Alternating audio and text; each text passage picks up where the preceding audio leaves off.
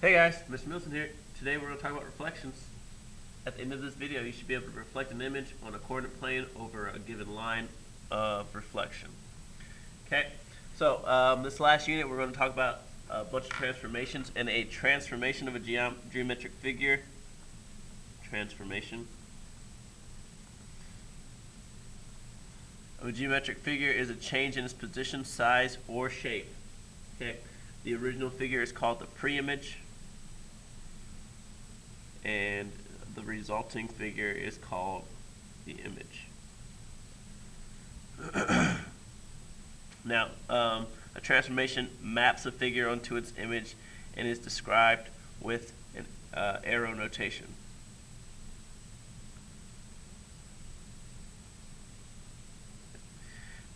We also use the prime notation, and that's used to identify image points.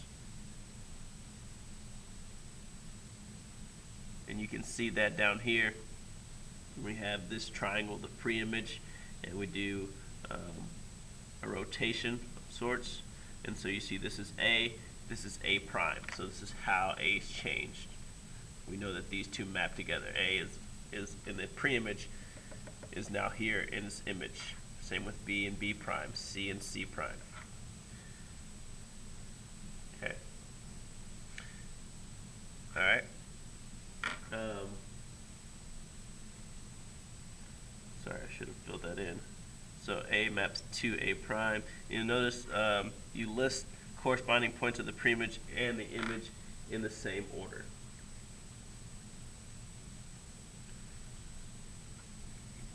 Okay, so when we listed this, triangle ABC maps to triangle A prime, B prime, C prime. Okay, a good way to think about transformations is by visualizing a puzzle piece. As you work puzzle, you move the pieces around either by flipping them or sliding them or turning them. Okay, if you're trying to put together those old school cardboard puzzles, those are the moves that you'll do to put them in the right spot. Those are all transformations. Okay, flipping the piece is called a reflection. We'll focus on that today. Sliding them is called a translation.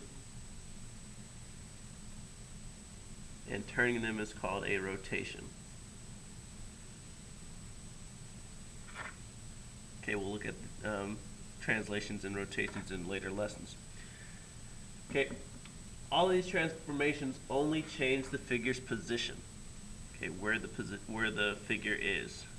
Doesn't change anything else. They do not change the figure's size or shape. And because of this, each of these transformations is called an isometry. Okay, so the original figure and the resulting figure are always congruent. Alright. Oops, I'm down at the end. Let me give you a second to see those words. Isometry, congruent. Alright, so now let's get on to actually doing something with the reflections. Okay, a reflection is a transformation in which the pre-image and an image have opposite orientations. Okay, and since a figure is reflected over a line.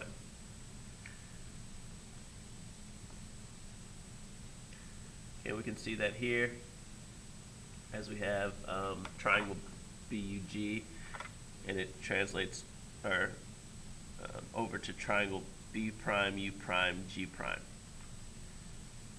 Okay, and notice that it's reflected over this line. G, G prime, U, U prime, B, B prime. Okay, for each problem, plot the points when we're going to do that on a coordinate plane. Okay, we can do that on a line, but we're going to focus on doing it on a coordinate plane. So for each problem, plot the given points to make the pre-image. Then reflect the pre-image over the given line. Be sure to label the points of the image.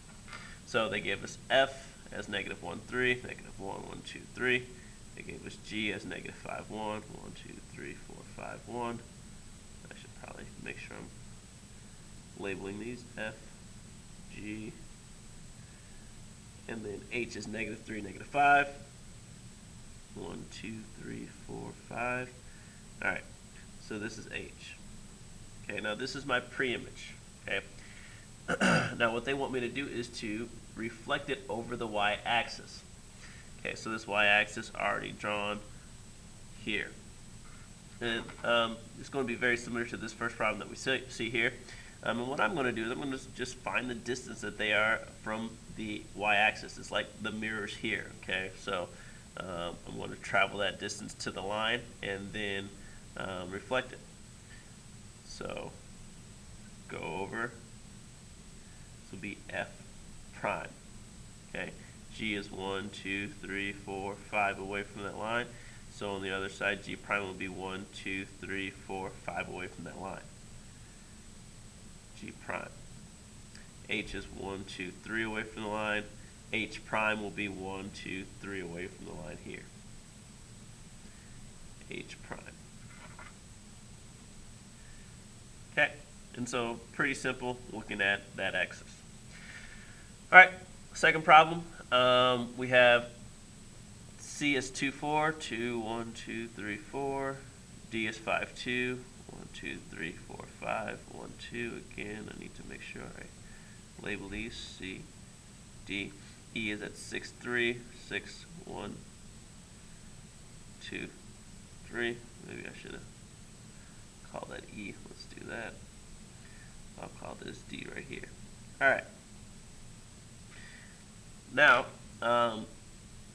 with these 3 points, they want us to reflect it over the x-axis. Okay, so now this is this x-axis. Okay, so again, what I do is I'll look at basically the perpendicular distance from that line, and then I'll just reflect it over that line. So now this is the mirror that I'm looking at. It should be on this side. So I can count 1, 2, 3, 4. Goes 4 in this direction from C. So C prime will be 1, 2, 3, 4 here. C prime. 1, 2 for D. 1, 2 for D prime. Okay, 1, 2, 3. It should be 1, 2, 3, and I almost ran into the same issue. Writing in my spot. Okay. Okay, so there we have it.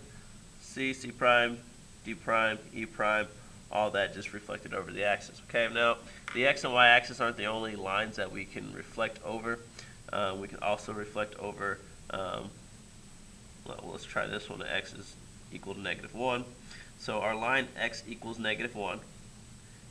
That is a vertical line here, and now I'll draw this in because our other axes were already drawn in for us as they typically are in a coordinate plane.